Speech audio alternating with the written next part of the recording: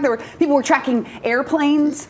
Leaving certain areas. Actually, do something else on the dry erase board about that. Can I just take the middle? Can I just bring it? Do craziness? Is it okay? Okay. Wheel it in like a. Okay. Oh. Let's just do the. Okay. Let's do this. So this is part of the bracket we filled out. That can all go away. Okay. I wrote it on that. I wrote it on the other side, so it's fine. Can I say my biggest concern while you're doing that? Please. Is that my son was signed up for Sean Miller's basketball camp. Oh. So what happens? I don't know. Does that become the new coaches camp? I don't know. Or a generic Xavier camp? I have not. I've checked my email. I have not heard yet. I don't know how that works. I don't know what. He's very disappointed, I'm sure. Okay, so anyway. Let's operate under the assumption that Sean Miller takes this job. Okay, because reports have come out, but nothing official from Texas or Xavier has been announced. That is correct. So, as we know, Sean Miller was the coach at Xavier once before. He left to go to Arizona. Okay? Right. So he left once before. There were some issues at Arizona. NCAA type issues. Okay. Infractions and such. So he's not at Arizona anymore. Oh. He's on the beach, if you will. When Sean Miller left, Chris Mack came in. Did very well with the program. Then who stole him? While he was there. Chris Mack leaves, so he went to Arizona. I was going to say, I'm going to need some arrows. He went to Arizona. Okay. Was away from the game for maybe a season or two. Came back to X. Okay? Chris Mack takes over for Sean Miller. Okay? At X. At Put X. an X there for me. At X. Okay. Okay. He leaves, goes to Louisville. Okay? That's all we need, yeah. So, when Chris Mack leaves, there is a lot of talk about who the next coach is going to be. Maybe it's Pat Kelsey. Who went to Elder, by the way. Okay. Pat Kelsey doesn't get the job. Who does? Travis Steele. Who is now at Miami. Who is now coaching at Miami. My Red Hawks. Who is now at Miami. Okay. Couple seasons after Pat Kelsey does not get the Xavier job, Pat Kelsey goes to Louisville. Okay. Travis Steele is at X for a while, loses the job. He's at Miami. Slot. Okay. Because Chris Mack lost the gig at Louisville after they had some NCAA thingies. What are these that thingies people we're weren't happy about? In some different. Sometimes it's issues with an assistant coach. Sometimes it's issues with a recruit coming in, and maybe there are payments. I just don't want to leave the thingies hanging out there. You never do. No. Not in broadcast television. No, not in. Yeah. Anyway, so Mack loses this job. Kelsey ends up here. Travis Steele loses the X job. He ends up at Miami. Chris Mack is right now at the College of Charleston. So he's back coaching again after losing the Louisville job. Okay. So does X, after bringing Sean Miller back, now consider calling Chris Mack again and bringing him back in a very similar way to how they brought Sean Miller back. Go ahead. And That's in what the I midst say. Do of it. all this, Okay. another potential hire, again, this is all talk, is Luke Murray. And where's he now? Luke Murray was an assistant at Xavier. Oh. He is currently an assistant at UConn with Dan Hurley, who you just watched about on 60 Minutes. Yes.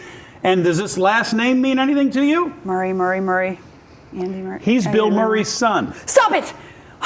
And Bill Murray, Because Bill Murray came to a few Xavier games when he was an assistant when there. Luke was there, that's right. He was at some UConn games here this season as well. Yes. So, what does all this mean? I don't know.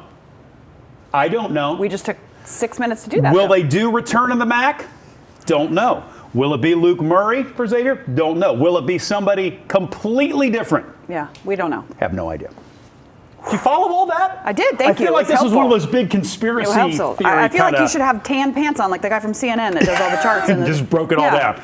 But no, that actually was very helpful. And so this is all not even what's happening in the NCAA tournament. Can we talk about that now? Well, are you allowed? I didn't even know you were allowed to make coaching moves during the tournament. Oh, right now, and that's the difficult part, because with this timing, if Sean Miller leaves ultimately, the portal is opening up, meaning players are going to be looking if they're going to transfer schools, and that's happening now. So he goes, and then Xavier the players is without could go a coach, with him. right? Yeah. And there's nobody there to take care of Xavier's roster. So anyway, that's all the stuff with Xavier. Can I go to the fancy board to talk Sweet 16? And then am I flipping this? And you start flipping this. Okay, I'm going to go. Okay. We're going to talk about first what actually thanks happened. for staying with us with that, because it was so much that I didn't There was know. a lot, Jen. And then we'll compare the actual Sweet 16 to our Sweet 16. Okay. Okay. So it is the Monday after the first weekend of the tournament. We are officially down to 16 teams left to play. And for Big Blue Nation, finally, for the first time since 2019, the Wildcats are back where Wildcat fans would say they always belong, and that is in the Sweet 16. A lot of frustration at the end of last season with Kentucky's loss, again in the first round of the tournament, and a lot of people at that time were saying, why is John Calipari still here? Kentucky is better than this. Now, ultimately, Calipari does end up leaving for the Arkansas job. Mark Pope takes over. Mark Pope had to come in and build a team from scratch. There was nobody left on Kentucky's roster when he took the job. 0 points from the previous year scored were on this year's team. None of those dudes were back. And for the first time in 20 years, that kind of team with no points coming back all the way to the Sweet 16, Kentucky will play Tennessee for a shot at the Elite Eight. Of note, Kentucky has already beaten Tennessee, Jen Dalton. Two times. Okay. 2 times so far this season. Of note as well, since we're talking about 2 SEC teams there, something else that's never happened. Auburn is an SEC team. Ole Miss is an SEC team. Florida is an SEC team. Arkansas, coached by John Calipari, is an SEC team.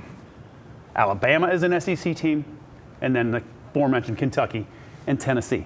That is 7 teams from one conference in the Sweet 16. It's never happened before. It's never happened before. And there's only one double-digit seed left. A lot of times, Jen, with the tournament, there'll be like a 12 seed or a 14 seed that's still sticking around.